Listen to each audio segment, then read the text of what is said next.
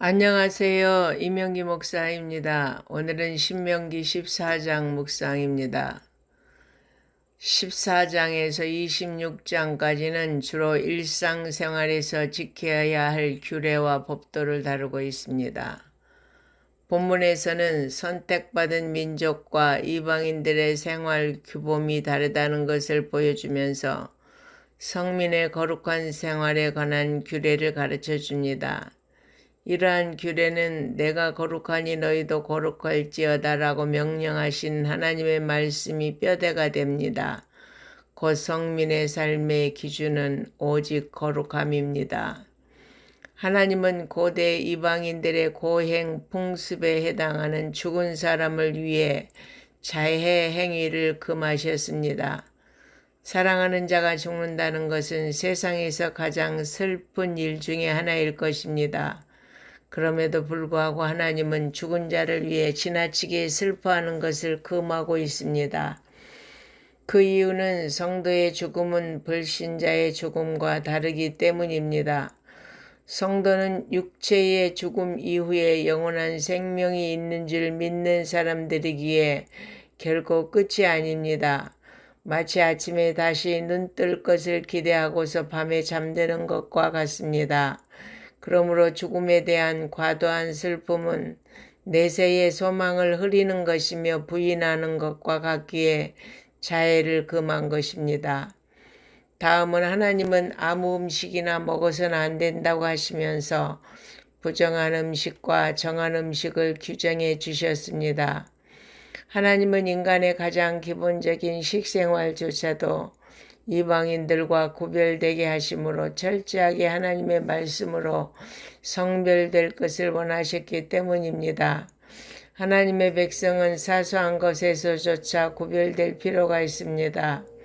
오늘날에는 본문에 나타난 것처럼 음식을 구별할 필요가 없습니다. 따라서 어떤 편견이나 고정관념 때문에 음식을 지나치게 제한하려고 해서는 안 됩니다. 물론 술이나 담배, 마약 등과 같은 몸에 해로운 것들은 마땅히 삼가해야 하지만 음식이 마치 우리 몸을 더럽히기라도 하는 것처럼 생각하는 것은 문제가 있습니다. 그러나 오늘날도 분명한 것은 우리가 세상과 구별된 삶, 이방 종교와 구별된 삶을 살아야 하는 율법의 근본 정신은 시대를 초월하여 모든 사람에게 적용되는 것입니다. 하나님이 이스라엘 백성에게 가나안의 각종 미신적인 풍성을 좇지 말고 음식을 구별해 먹을 것을 명하신 것은 이스라엘이 하나님의 성민이기 때문입니다. 마찬가지로 하나님은 택하신 성도들이 그에 합당한 삶을 살기를 원하십니다. 구원받은 하나님의 자녀로서 하나님께 영광 돌리기를 원하십니다. 따라서 우리는 택함 받은 하나님의 자녀답게 구별되고 거룩하게 살아가야 합니다.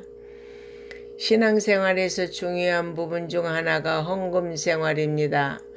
헌금은 물질로 마음을 표현하는 것입니다. 예수님도 너희 보물 있는 곳에 너희 마음도 있느니라 라고 말씀하셨습니다.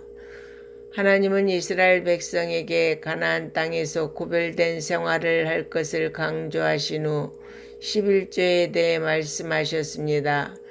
11조는 하나님이 물질의 주인이심을 인정하며 소득의 10분의 1을 예물로 드리는 제도입니다. 우리는 11조를 통해 하나님을 경외하는 것을 배워야 합니다. 11조를 드림으로 하나님이 내게 주신 모든 것에 감사하며 온전히 그분을 경외할 수 있습니다. 특별히 하나님께서는 11조를 축복의 시금석으로 말씀하실 정도로 매우 중요하게 여기셨는데 신약시대인 오늘날에도 여전히 유효합니다.